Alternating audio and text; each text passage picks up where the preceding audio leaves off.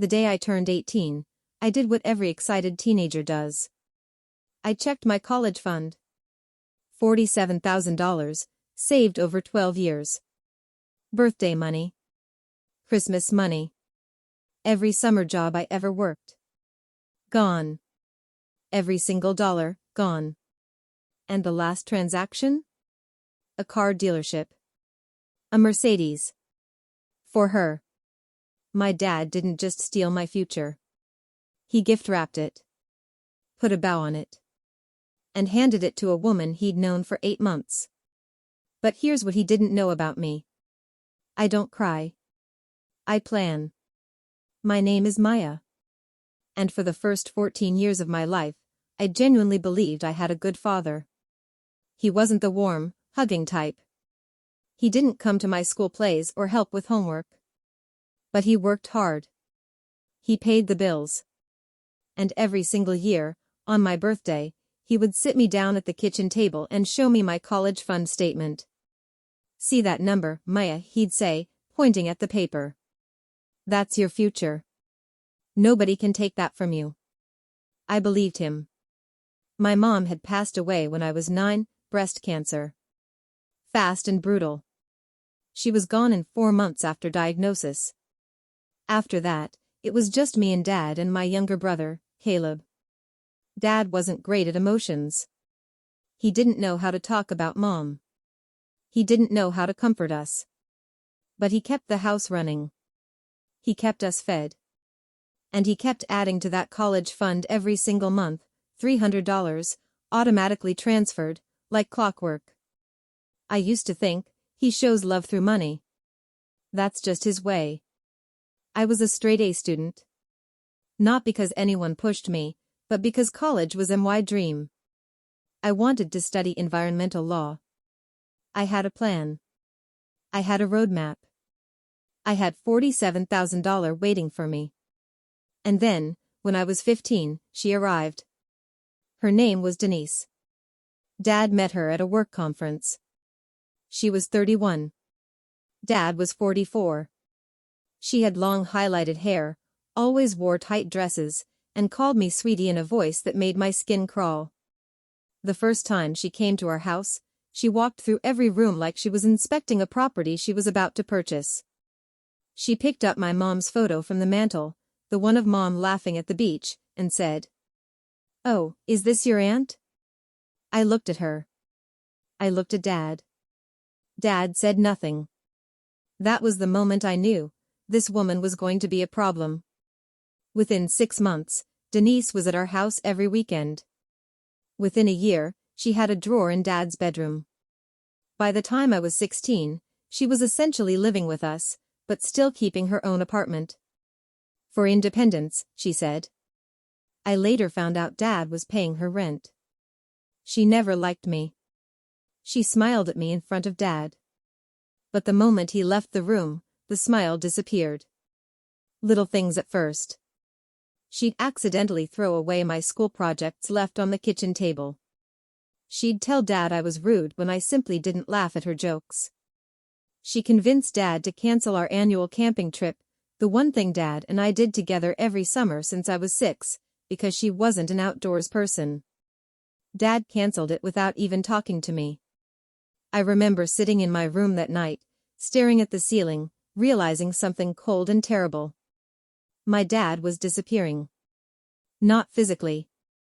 He was right there in the next room, laughing at whatever Denise was showing him on her phone. But the man who showed me my college fund statement every birthday, who said, "Nobody can take this from you," that man was fading. And Denise was filling the space he left behind. My brother Caleb was only 12 at the time. He was more adaptable, kids that age just want peace at home. He liked Denise okay. Or at least, he pretended to. But I watched. I noticed. I noticed how Denise always complained her car was too old. I noticed how she sent Dad links to Mercedes listings, just dreaming, babe. I noticed how Dad started working overtime. I told myself, it's fine. The college fund is untouchable. Dad set it up specifically for me. It's in my name. Except, it wasn't fully in my name. Because I was a minor when it was set up, Dad was the joint account holder. And I didn't know, until it was too late, that he had full withdrawal access. My 18th birthday was a Tuesday in March. Dad took me to dinner, just the two of us, which surprised me. Denise wasn't there. It almost felt like old times. He ordered steak. I ordered pasta. He asked about my college applications. I told him I'd been accepted to 3 schools, including my first choice, State University, which had the best environmental law program in our region. He smiled. He said, "I'm proud of you, Maya." He even paid for dinner without Denise texting him 15 times. I went to bed that night actually feeling hopeful. The next morning, I logged into the bank's online portal to check the college fund.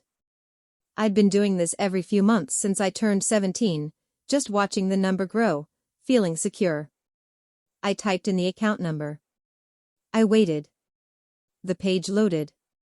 Account balance, $0. I stared at the screen. I refreshed the page. $0. I clicked on transaction history. And there it was. 6 weeks earlier, while I was studying for my finals, while I was writing college essays, while I was trusting my father. February 3rd, withdrawal.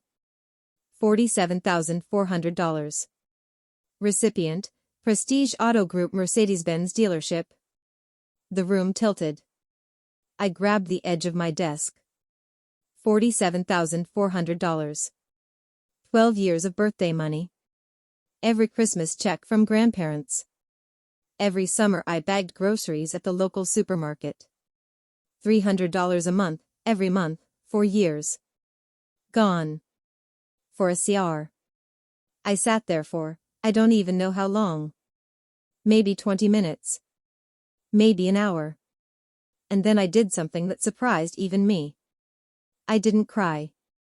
I opened a new document on my laptop. And I started writing everything down. Every transaction. Every date. Every amount. Because something in me, some quiet, cold, clear-headed part, already knew. This wasn't just betrayal. This was theft. And I was going to prove it. I waited 3 days before I said anything. Those 3 days, I did research. I called a legal aid hotline. I talked to my school counselor, who was horrified. I even spoke quietly to my aunt, my mom's sister, who had always distrusted my dad but never said anything out of respect for us kids. Then on Friday evening, when Dad came home from work and Denise wasn't there yet, I sat down across from him at the kitchen table. I placed the printed bank statement between us. He looked at it. His face went blank. Not surprised. Not guilty. Just blank. Like he'd been waiting for this conversation and had already decided how to handle it. Maya. Don't, I said. Just tell me why. Silence. She needed a car, he finally said.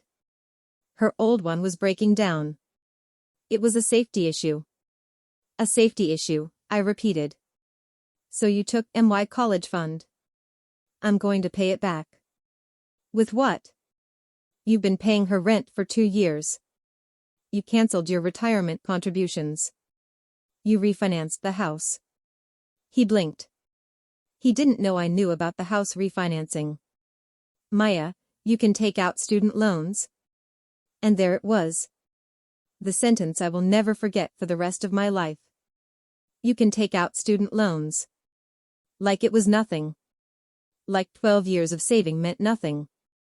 Like my future, the one he promised to protect, was just a backup option he could cash in whenever he needed. She's not even your wife, I said. My voice was very quiet.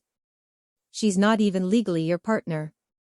You stole from your own daughter for a woman you've known for less than 3 years. I didn't steal. The account was set up for my education. You withdrew it for a personal purchase. I've already spoken to a legal advisor. His face changed then. You called a lawyer? I called a legal aid hotline. They were very informative. He stood up. Maya, you're not going to make this into some legal drama. I'm not making it into anything, I said, standing too. You already did that. On February 3rd. I picked up the bank statement. I walked to my room. I locked the door. And I made 3 phone calls. The first call was to my Aunt Rachel, my mom's sister. She listened to everything. When I finished, she was quiet for a moment. Then she said, "Your mom left you something, Maya. I've been holding it for when you turned 18. I think it's time." My mom, even sick, even in her final weeks, had quietly set up a small separate account in my Aunt Rachel's name, specifically for me. She'd told Rachel, if something goes wrong, give this to Maya. $11,000. My mom, dying, had protected me from beyond the grave. I cried then. For the first time since I'd seen that bank statement. But I didn't cry for long. The second call was to a real estate attorney that Aunt Rachel recommended. Not to sue immediately, but to document everything. The attorney confirmed that because I was now 18, and the account was designated as an education fund, there were legal avenues worth exploring, especially if I could prove intent. The third call was to the financial aid office at my university. I explained my situation honestly. I told them my college fund had been liquidated without my consent by a parent. I told them I had documentation. They were surprisingly kind. They told me to submit a special circumstances appeal, a process most students don't know exists, where financial aid can be recalculated based on actual family situation, not just tax returns. I submitted the appeal within 48 hours. With my mom's $11,000, a partial scholarship I'd already earned for academic merit, and the emergency financial aid package the university approved after my appeal, I had enough. Not perfectly comfortable. I'd have to work part-time. I'd have to budget carefully. But I had enough to go. Meanwhile, I had one more thing to take care of. Denise's new Mercedes? Purchased on February 3rd. In my state, a vehicle purchased with funds from a minor's education account, without the minor's consent, can be subject to a civil recovery claim once that minor turns 18. My attorney sent a formal letter to my father. Not aggressive. Not dramatic. Just clear. The funds used for this purchase originated from an education account established for Maya. She is now a legal adult and intends to pursue recovery of those funds through civil court unless a repayment agreement is reached within 30 days. My dad called me, furious. I let it go to voicemail. Dad never repaid the money voluntarily. So we filed. The civil case took 7 months. I was in my first year of university by then, studying, working 20 hours a week at the campus library, living in a small dorm room. It was hard. I won't pretend it wasn't. But every time it got hard, I thought about that blank account balance. And I kept going. The judge ruled in my favor. Not for the full $47,000, civil cases are complicated, and my dad's finances were genuinely depleted. But for $31,000, to be paid in structured installments. And here's the part that still gives me chills. Denise had to sell the Mercedes. Not because the court ordered it directly, but because my dad couldn't make the repayment installments without liquidating assets. His attorney advised him that the car was his most accessible asset. She sold the car she got from my college fund to pay back my college fund. I will never forget the text my dad sent me the night the first payment came through. "I hope you're happy now." I looked at that text for a long time. And I typed back 3 words. "I'm in college." And I put my phone down. And I went back to studying. People ask me, "Do you hate your dad?" Honestly? No. Hate takes energy I don't have anymore. What I feel is something colder than hate and more useful than forgiveness. I feel done. He made his choice on February 3rd, not just to take the money, but to show me exactly who he was. And I made my choice too. I chose to not fall apart. I chose to find every resource available to me. I chose to finish what he tried to stop. I graduate next year. Environmental law. My mom would have been proud. And that, more than any court ruling, more than any payment installment, more than a sold Mercedes. That is my revenge. If you're still watching, thank you.